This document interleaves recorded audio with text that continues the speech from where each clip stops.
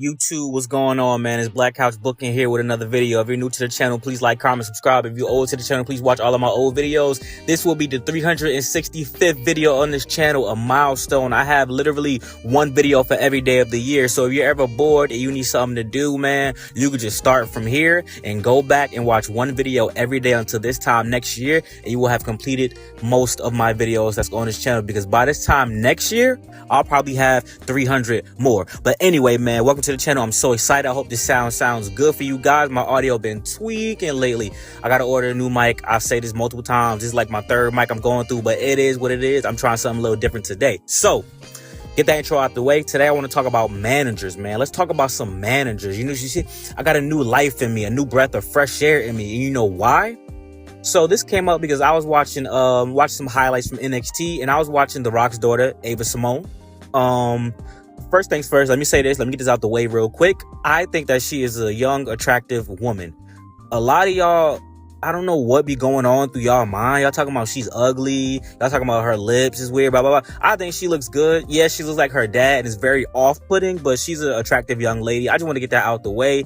I know that has nothing to do with wrestling in particular, but some of y'all, like, I don't think y'all never seen real women in real life before. Like, she's not super duper caked up, maked up, you know what I'm saying, BBL and all that. I think y'all brain is starting to be warped by social media, but that's another topic for another day. I might make that video. But anyway, man, I was thinking like, yo, she's gotten a lot better from her first stint at NXT. She did a couple of matches. Obviously, she was a manager for Schism, you know, the stable with Joe Gacy and those guys. And I was like, you know what, she's gotten a lot better. I think she would be a good manager, like maybe even a heel manager. I could see her managing a guy who really can't talk that well, and maybe she could start doing the talking, because at the end of the day, you don't have to be a perfect talker to be a good promo. There are people who aren't great talkers, but they're so annoying or they're so off-putting that like it kind of works if you think about it. I think Ava could elevate herself to like that type, and that made me also think like, why doesn't WWE take managers as seriously as they used to? The only manager that gets any kind of love nowadays is really Paul Heyman. I can't wait till Paul Heyman returns, by the way.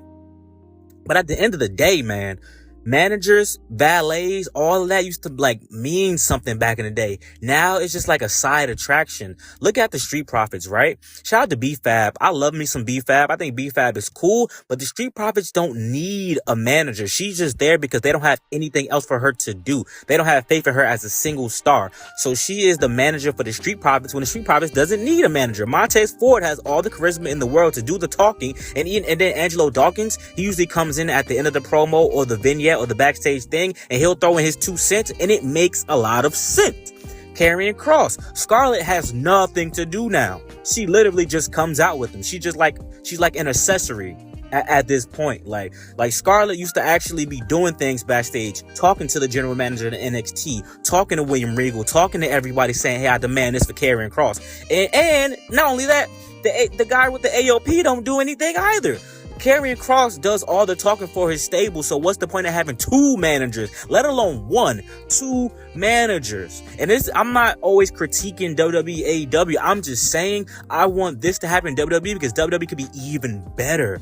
Zelina Vega, one of my favorites, made Andrade super duper relevant. Andrade is getting better with his talking. I'm not saying she necessarily needs to go back to being a manager with Andrade, but she's not even managing the LWO, really. Oh, if she's going to do her own thing, have her do her own thing. But I don't want to see her come out with the LWO no more. If she's going to just be a single solo star, let her do that. Or pair her back with Andrade. She was a great manager for Andrade, whether Andrade needs her now or not.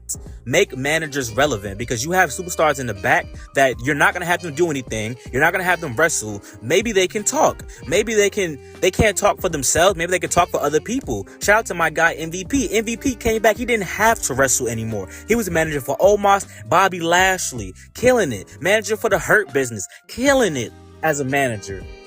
One of the best, in my opinion, in recent years, recency bias, but he was doing his thing, made managers relevant in his time with WWE.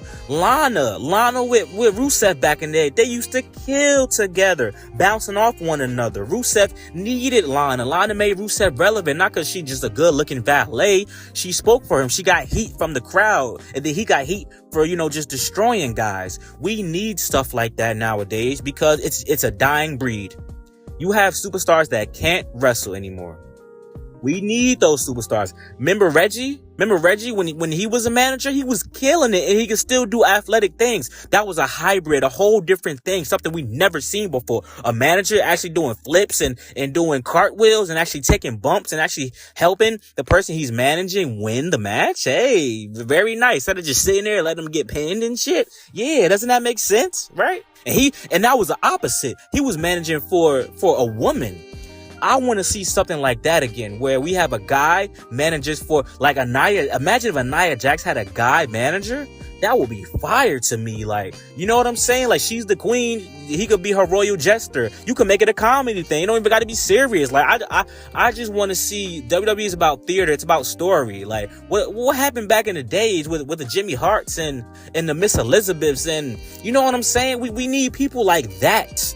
People like that, larger than life characters. Even some maybe even be larger than the character themselves. I got Paul Bearer, one of the greatest of all time, if you don't know.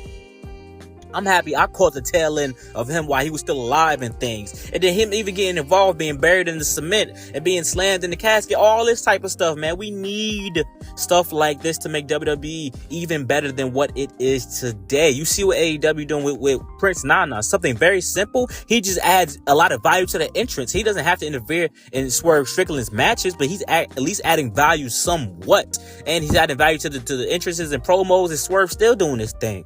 Why do the Street Profits need B-Fab? Why does LWO even need Zelina Vega at this point? They don't need Zelina Vega at this point. Somewhat of what Sonya Deville is doing with Zoe Stark and Shayna Baszler is like, all right, okay, we're starting to build something. We might actually be starting to go somewhere with that. Okay, that's kind of what I'm talking about. Have someone to actually build the team up. What Bobby Lashley was doing with the Street Profits was almost like a manager role. Even though he was still wrestling, he was building them up. He said, hey, you better not lose that damn match. Y'all better come back here. Y'all better put on some suits and look good. We need stuff like that, guys. I'm telling you, mark my words. Give a team a good manager, and that team will elevate past anything that you ever think.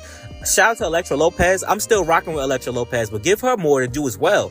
If I'm a manager and my guy is talking like all the time, what's the point?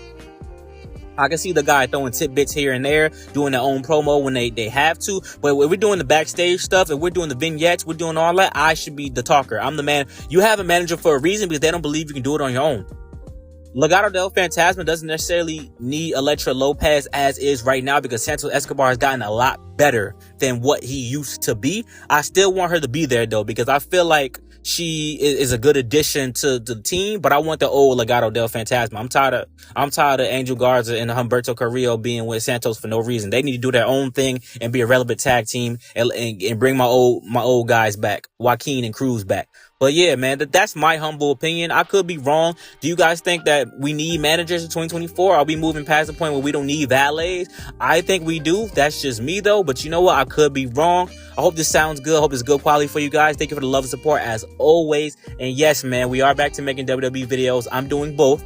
So I'm going to make both almost died. WWE and AEW videos. So it is what it is, whether you like it or not, whether you're here. I hope you support me. If you don't, hey man, it was nice knowing you for the time, but we're going to keep rising. We're going to keep grinding to the top, and the work will pay off. The work will pay off, man. Peace.